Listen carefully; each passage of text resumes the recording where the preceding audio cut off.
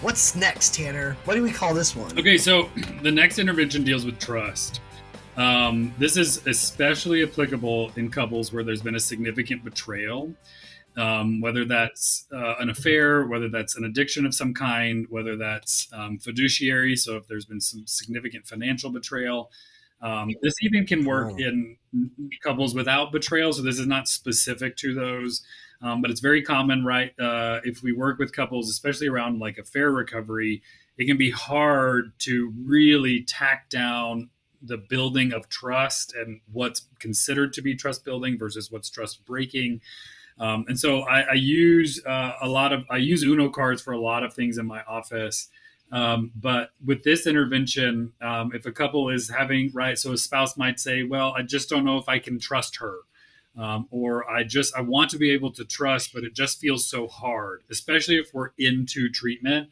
So if we've already been working and we've already, 6, 7, 8 sessions in, and these things keep coming up, that's an indicator to me that we need to help them get a little more concrete in their understandings around what trust might be. So then what I do is I give them green cards, yellow cards, and red cards. I actually hold the wild cards, but I give them green, red, and yellow. You could use different colors if you want, but these to me kind of symbolize some of the like varying experiences.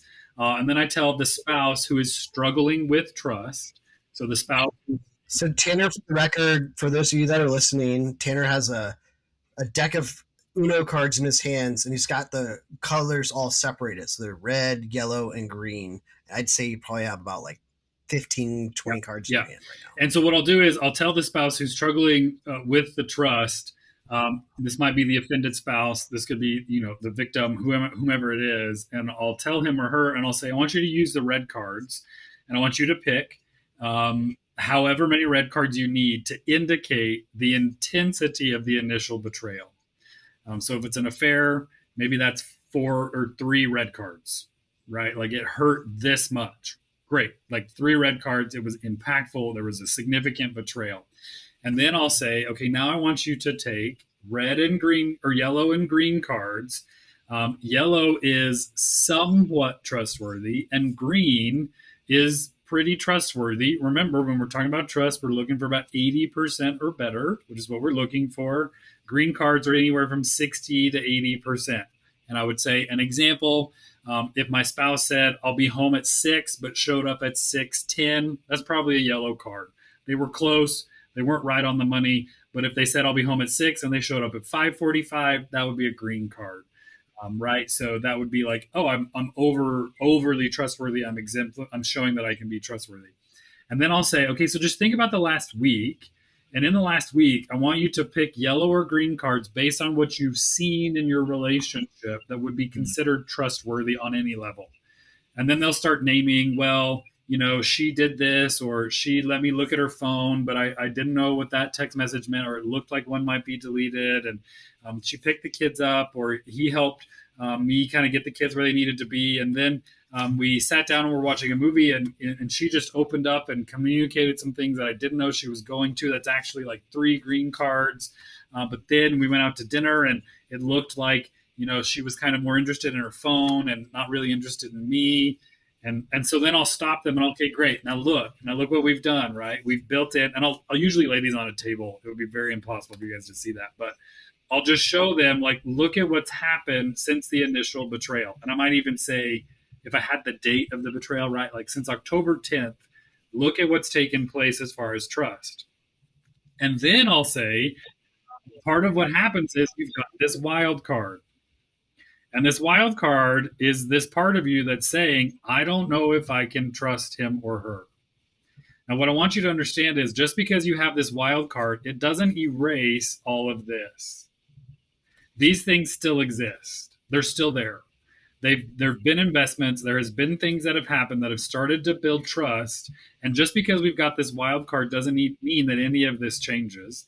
It just means that we've got a little bit of a wild hair, which is reasonable given what you've experienced, the betrayal that you felt. This is totally normal. I would probably even say you'll probably get a few more wild cards. It was probably just going to happen. Now, you might say, well, yeah, but I told them to pick the kids up and he totally forgot. And I'm like, great, pick a red card. How many red cards was that? And she'll be like, well, it wasn't really a red card. Or he'll say, it wasn't really a red card. It was like a yellow. That's so Great. good. So that's a yellow card. They weren't totally untrustworthy because remember, these three were the actual affair. This was the actual betrayal. So forgetting to pick something up at the grocery store, I'm sorry, but I'm not going to call that a red card. We can't put a red card if the three red cards were the affair, right? Like really kind of pushing on them to fight to see what's changed versus only seeing what's hurt. And then you can kind of build on that. You can expand it. You can get them back out again. You can elaborate on it. But it really does help it click like, oh, I guess I need to really fight to see some of these other things that might be happening because maybe it's not all untrustworthy. Exactly. And if that's usually where you want them to land is like totally, okay, great, we're all good. No. Just like try to acknowledge that there's some yellow and green in here too, and an occasional wild card, which is normal. This is so great. I feel like with opportunities of compensation, in the forgiveness model, it's the station that we work on. What happens a lot of times is like people don't know how to give credits, right? So I think this is great.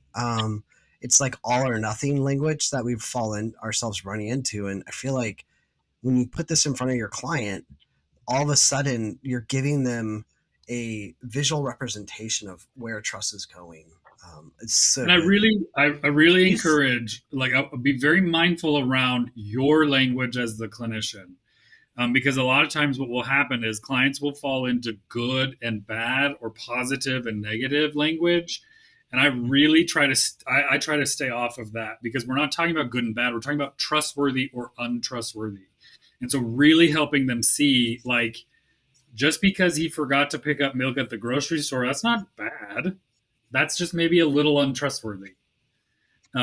Really kind of helping qualify some of those things can really help that process too. You said something at the beginning intervention of we're looking for 80, what'd you say, 85, 86%, right? And if this has come up in our intensives and stuff. So are you saying no one's 100% trustworthy? Yes. Except for Jesus, right? And I usually tell people that. Because that's hard, I think, for people to accept. Obviously, but when we're talking about untrustworthy, it could be the spectrum of what that looks like. But I guess what you're trying to convey is that no one's going to show up perfectly 100% of the time. Absolutely. And there a lot of times the betrayed spouse might think that he or she needs that, which is reasonable. Their betrayal is going to tell them that they do need that, or I believe that's what, like, their betrayal is going to tell them that in order for me to build trust, he or she has to be 100% trustworthy. Because then you can swing this the other direction, right? And the other spouse can also talk about, well, what has your spouse done that you've seen be trustworthy or untrustworthy, right? Like this door swings two directions.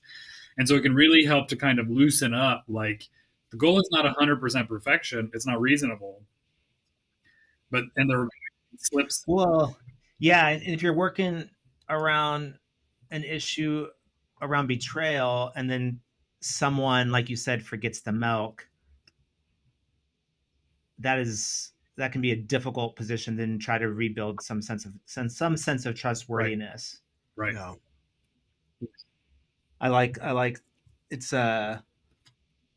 yeah, I've just heard Terry over the years more recently. I think even like I said, one of the intensives, maybe the anxiety intensive, talk about we're looking for this kind of percentage the research shows in terms of trustworthiness. Yeah. That's a good one. Valuable data. Also, this probably does well for soccer fanatics, I imagine. That's a red card. That's a red card. You're out of here. Yeah. And yellow card. There you go. Yeah. Okay. Rhett is on the money with his Uno cards ready. And it's not a mason jar, but so far You are. I am 2 for 3 because I don't not have the heart pillows in my office. Rhett has no heart, guys. That's right. Have you ever used the blue cards? Is my question. Or you just throw them all No, away? you could use the blue cards. I don't know how. Usually, I can see how you could use blue cards as more of like an uncertain experience. Like, I'm not really sure what that was. Like, he forgot the milk, but he got the cheese. That's like blue. Okay, let's put that in blue, right? Like you could kind of work it in that way. Yeah. Or I was sad about him. I was blue. Yep. Absolutely. I'll play with that. I like the wild card, and you could even have like both wild. You can have the wild card and the wild card draw 4. Yeah. Be good. Do you take out the reverse and the skip? No. I tell him like the value, what's actually on the card, is irrelevant. Okay. By the way, just to keep score here, Lance, we noticed Tanner always has a strong coffee mug game going on. Seriously, the podcast started with Lance raising the Amarillo coffee mug from the summit, which looks like Patagonia, like a Patagonia shirt. But Tanner always has like a pretty stylish coffee mug. So for those keeping score at home, thanks, dude. Good. I think that's part of like a good therapist repertoire is to have a good coffee mug game. I think so too. Yeah. And both of you guys have really good looking glasses. Tanner is rocking a beard right now, which I think does a lot for, I guess, chat really likes it. This is just for people that are listening online. You might need to know these things. Yeah. There you go.